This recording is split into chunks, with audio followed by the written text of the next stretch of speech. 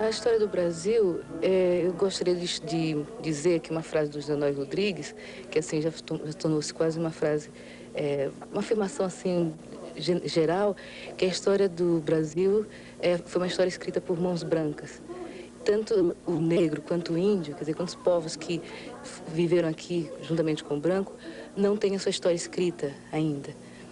E isso é um problema muito sério, porque a gente frequenta universidades, frequenta escolas e não se tem uma visão correta do passado da gente, do passado do negro. Então ela não foi somente omissa, e foi mais terrível ainda, porque ela, na parte que ela não foi omissa, ela negligencia fatos muito importantes e deforma muito a história do negro. Quer dizer, tratando basicamente da escravidão e deixando de lado outras formas do negro viver no Brasil, como todo o processo de alforria que houve durante todos os 4 séculos de escravidão e principalmente com relação ao quilombo.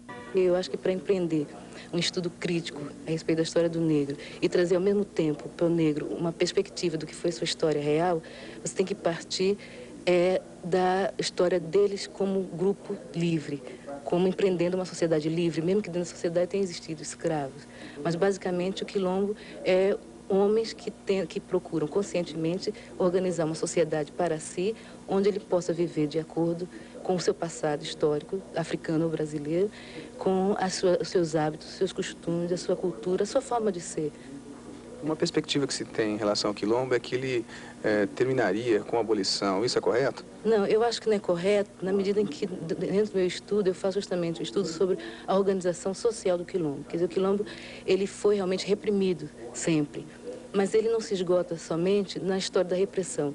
Como a documentação que a gente tem, quer dizer, o negro não deixou nada escrito, foi o branco quem escreveu, então até eu mesmo, até nós negros, vamos ter que recorrer à documentação da polícia, das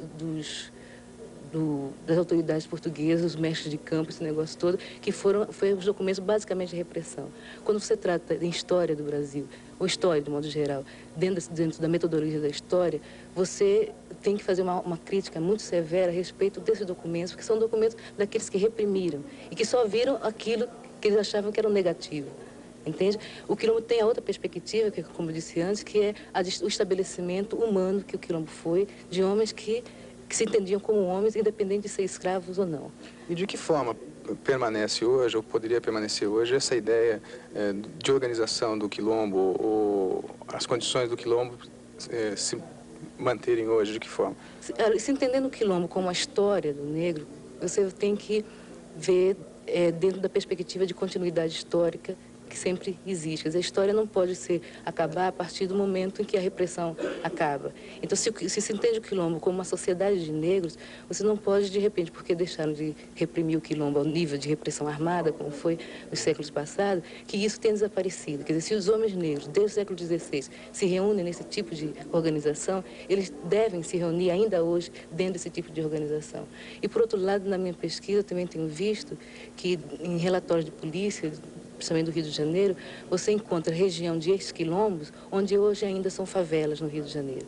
Na Bahia também, a gente encontra lugares onde foi o candomblé, que foi lugar de ex-quilombos.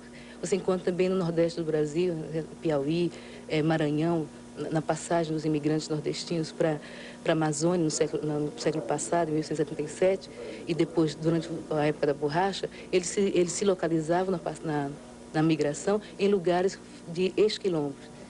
Isso é fundamental em termos de história do Brasil, história do negro, história do homem brasileiro mesmo, porque a gente vai ver que o negro não estava só limitado à fazenda, nem à história.